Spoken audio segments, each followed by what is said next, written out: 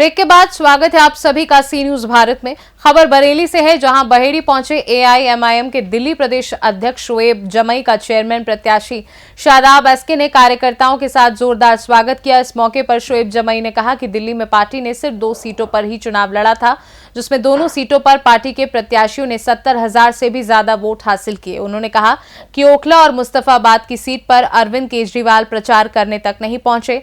बता दें, एआईएमआईएम के पश्चिमी उत्तर प्रदेश के महासचिव और चेयरमैन प्रत्याशी शादाब एसके के बहेड़ी स्थित आवास पर पहुंचे एआईएमआईएम के दिल्ली प्रदेश अध्यक्ष शोएब जमई ने मीडिया से बात करते हुए कहा कि आज ओखला विधायक को पुलिस परेशान कर रही है और उनकी पार्टी के मुखिया इस पर कुछ बोल नहीं रहे हैं।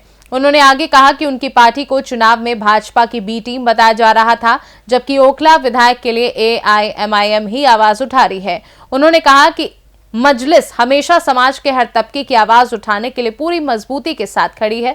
इस बीच उन्होंने आने वाले चुनाव में बहेड़ी की जनता को एक नया नेतृत्व देने का संकल्प भी लिया। चेयरमैन प्रत्याशी शादाब एसके ने कहा कि बहेड़ी के विकास और जनहित के मुद्दों को प्राथमिकता दी जाएगी। गरीब और मजलूमों की आवाज उठाना और बहेड़ी का विकास करना ही उनका मकसद है और आने वाले समय में वह चेयरमैन बनकर बहेड़ी को विकसित करने का काम करेंगे। इस मौके पर बड़ी संख्या में पार्टी के पदाधिकारी, कार्यकर्ता और स्थानीय लोग मौजूद रहे।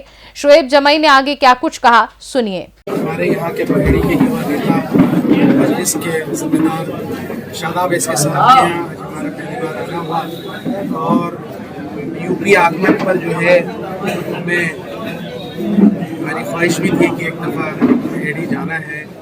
माशाल्लाह शादाब साहब की टीम ने दिल्ली के अंदर अभी जो विगत विधानसभा चुनाव अभी कंक्लूड हुए हैं वहाँ बहुत मेहनत की, इसके लिए भी हमें शुक्रिया अदा करना था।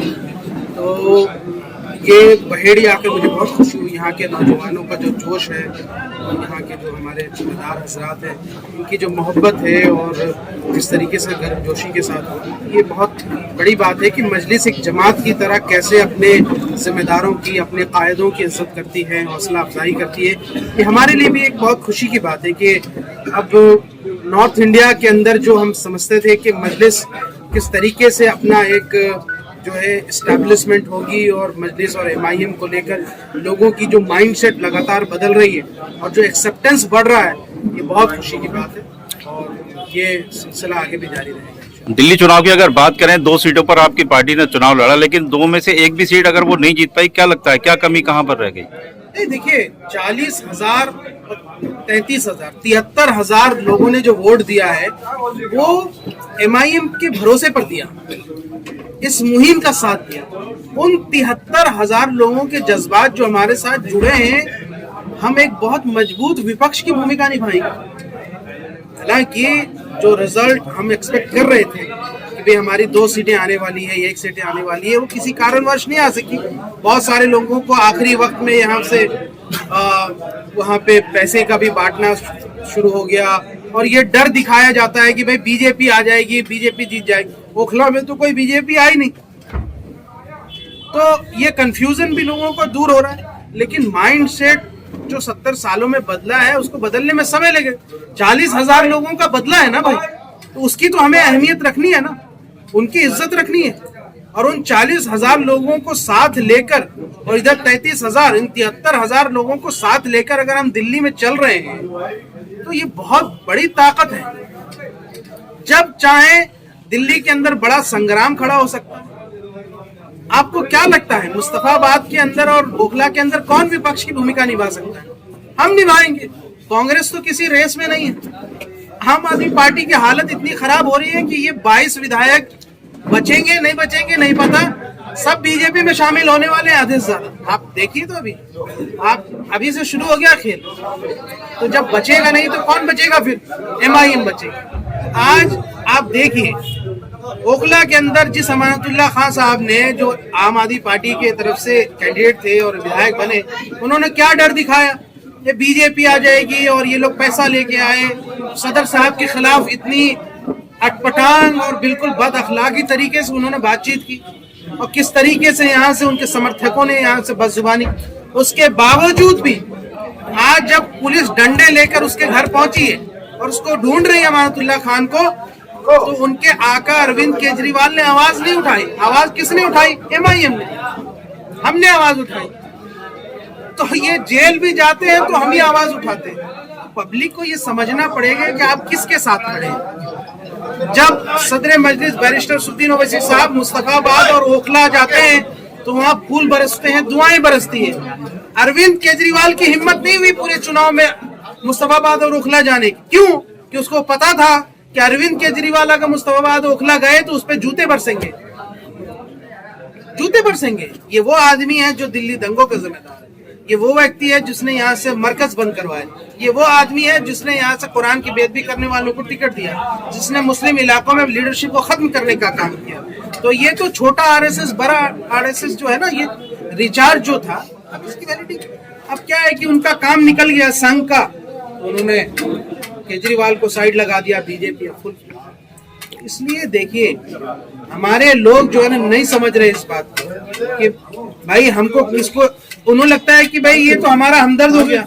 कोई टोपी पहन ले आके, हमको लगता है कि अच्छा ये तो बड़ा हमदर्द। वो हमदर्द नहीं है, वो आपका इस्तेमाल कर रहा है। हमारा हमदर्द वही है जो हमारे मुसीबत में हमारा साथ दे और हमारे मुद्दों पर मुखरता से बोले।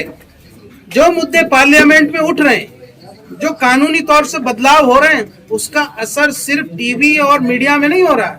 उसका असर आपके गांव के जमीनों में, आपके मदरसों में, मस्जिदों में, कब्रिस्तानों में, पहनने ओढ़ने में, नफरत जो फैलाने में, इन सब जगह हो रहा है। अगर कांग्रेस, समाजवादी पार्टी, अब सवाल ये उठता है कि भाई मामला कुछ होता है तो मजलिस के लोग प्रदर्शन करेंगे, मजलिस के लोग डंडे खाएं और वोट दें आप भैया जी को, तो ऐसा तो नहीं चलेगा ना। कभी ना उसको तो यहाँ से आपको कुछ तो हमें ईमानदारी रखनी पड़ेगी। इसलिए मैं ये समझता हूँ कि थोड़ी सी मुसीबतें आएंगी, लेकिन अपनी मुस्लिम लीडरशिप के लिए बहुत बहुत सुनहरे दिन आने वाले हैं इंशाल्लाह। और आप देखेंगे इस उत्तर प्रदेश के अंदर भी हमारे कई विधायक जो है चुनकर आएंगे। और मैं मुबारकबाद देता हूँ प्रदेश के अध्यक्ष जनाब शौकत अली साहब को, उन्होंने यहाँ टीम को बहुत जोड़े रखा है। यहाँ के युवा लीडर शादाब एसके साहब को, वेस्टर्न यूपी के अध्यक्ष जो हैं मेहताब चौहान साहब को, के यहाँ धीरे धीरे एक बड़ी लीडरशिप खड़ी हो रही है। और वेस्टर्न यूपी में जो वर्चस्व, जो किसी जमाने में पीस पार्टी कैसे कैसे 4-4 विधायक लेकर के आती थी, उससे बड़ा वर्चस्व होगा। यूपी चुनाव की अगर बात करें, विधानसभा चुनाव की, तो क्या रणनीति पार्टी बनाने वाली है, किस तरह से चुनाव लड़ेंगे? देखिए, इसके बारे में तो प्रदेश अध्यक्ष शौकत अली साहब ही बेहतर तरीके से बता। हम तो एक जनरल जो मजलिस की अपनी आइडियोलॉजी, जो युवाओं तक हम जन अपनी बातें पहुंचा सकते हैं, उन विषयों पर आपसे हम मुखातिब हो सकते हैं। और मुझे उम्मीद है कि यहाँ से कि इस बार उत्तर प्रदेश के अंदर बड़ा जबरदस्त इंकलाब आएगा इंशाअल्लाह। और सदर मजलिस की जो कोशिशें हैं और जो हमारी आइडियोलॉजी, इसका प्रचार प्रसार बहुत बड़े पैमाने पर हुआ है। यहाँ तो बहुत सारे काउंसलर हैं, पार्षद हैं और सभासद हैं, सब इतनी बड़ी तादाद में। तो यही धीरे धीरे जो बिल्डिंग ब्लॉक्स है ना, वो सदन तक लेके जाएंगे। Thank you. और आप लोगों को यहाँ से हमने, हमारे लोगों ने, भाइयों ने, सबने फोन किया और आप एक फोन के साथ, उम्मीद भी नहीं थी। हमने तो शुएब साहब से भी यही कहा था कि 40-50 लोग आ जाएंगे और आपका स्वागत करा देंगे, लेकिन आप लोगों की मोहब्बतें, आप लोगों की मेहरबानियां कि जो बहुत कम समय में बहुत बड़ी तादाद में आप तमाम लोग हाजिर हो गए।